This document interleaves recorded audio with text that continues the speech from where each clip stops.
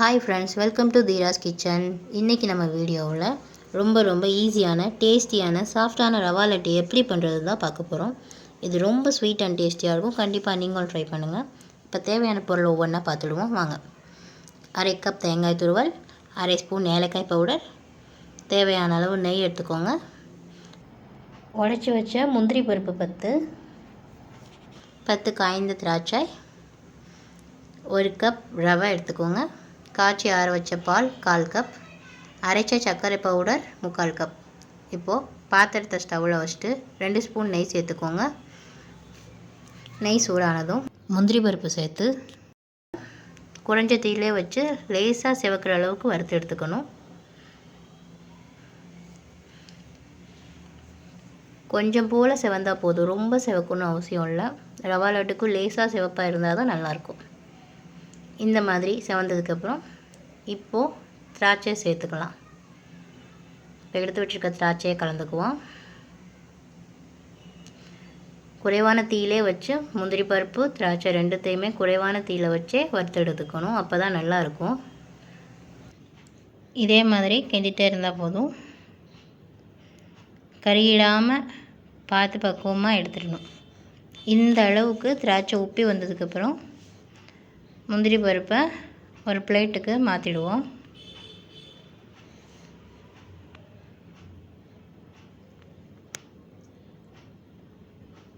இப்போது இதே நெய்யில் குறைவான தீயை வச்சு 1 கப் ரவையை சேர்த்துடுவோம். ரவையை நல்லா கைவிடாமல் கிண்டணும். 2 நிமிஷத்துக்கு இதே மாதிரி கிண்டிகிட்டு இருந்தால் ரவை நல்லா வெந்துடும். இந்த மாதிரி வறுபட்ட பிறகு இப்போ இதில் நம்ம எடுத்து வச்சுருக்க தேங்காய் துருவலை சேர்த்துடுவோம். 1/2 கப் தேங்காய் துருவல் எடுத்து வச்சுருக்கேன், இதை கலந்துக்குவோம். நல்லா எல்லா இடத்துலையும் தேங்காய் துருவல் ரவையோடு மிக்ஸ் ஆகுற மாதிரி நல்லா ஈவனாக கிண்டி விடணும். அடி பிடிச்சிடாமலும் பார்த்துக்கணும். அதே நேரம் தேங்காய் வறுபடுற வாசனை வந்ததுக்கப்புறம் இதில் 1/2 ஸ்பூன் ஏலக்காய் பவுடர் கலக்கணும். இப்போது இந்த ஏலக்காய் பவுடரை இதில் மிக்ஸ் பண்ணுறேன். நல்லா எல்லா இடத்துலையும் படுற மாதிரி தூவி விட்டுட்டு நல்லா கிண்டி விடணும். நல்லா அந்த மணம் வர்ற வரைக்கும் கிண்டணும். நமக்கே தெரியும், தேங்காய் ஏலக்காயெல்லாம் மிக்ஸ் ஆகி வர அந்த ஸ்மெல் அவ்வளோ ஒரு அருமையாக இருக்கும். அந்த ஸ்மெல் வர்ற வரைக்கும் நல்லா கைவிடாமல் கிண்டி விடணும். முக்கியமாக குறைவான தீயில் வச்சே கிண்டி விடணும். இப்போது இதில் 3/4 கப் சர்க்கரை பவுடர் கலந்துக்கணும். நல்லா சர்க்கரை பவுடர் எல்லா ரவையிலையும் மிக்ஸ் ஆகுற மாதிரி ஈவனாக ஒரே மாதிரி கிண்டி விடணும். சர்க்கரை பவுடர் சீக்கிரமாகவே அடி பிடிக்கும். அதனால் அடுப்பு லோ ஃப்ளேம்லேயே இருக்கணும். கைவிடாமல் கிண்டணும். நல்லா எல்லா இடத்துலையும் சர்க்கரை படுற மாதிரி நல்லா ஈவனாக கிண்டி விடணும். அதே மாதிரி அடி பிடிச்சிடவும் கூடாது. இதே மாதிரி ஈவனாக கிண்டி விட்டுட்டே இருந்தோம் அப்படின்னா கண்டிப்பாக அடி பிடிக்காது. அதே நேரம் ரொம்ப கருத்துடாது. பார்த்திங்களா எவ்வளோ வெள்ளையாக இருக்குன்னு. அடி பிடிக்காமல் பார்த்து பொறுமையாக லோ ஃப்ளேம்லேயே வச்சு கிண்டிகிட்டே இருந்தால் இதே மாதிரி உங்களுக்கு வெள்ளையாக கிடைக்கும்.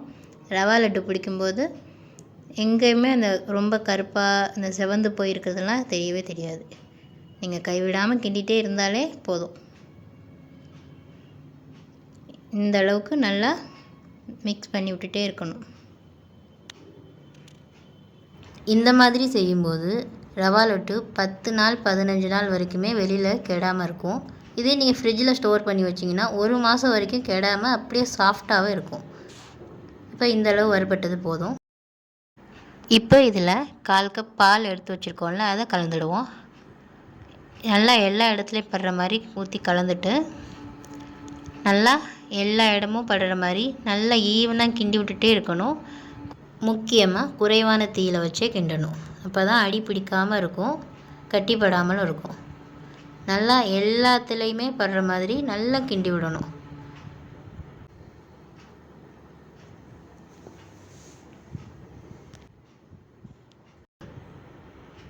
நல்லா இதே மாதிரி கைவிடாமல் கிண்டிகிட்டே இருங்க.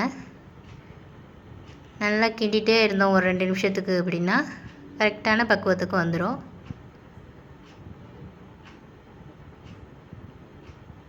இப்போது இதில் நம்ம வறுத்து எடுத்து வச்சுருக்கோம் இல்லையா முந்திரி திராட்சை, அதை எடுத்து இதில் கலந்துடலாம்.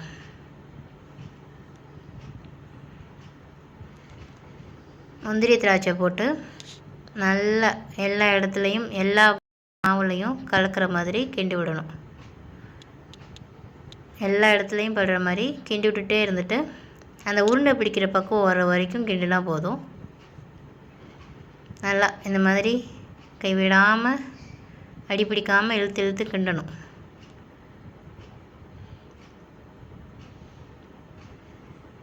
இந்த மாதிரி கிண்டினதுக்கப்புறம்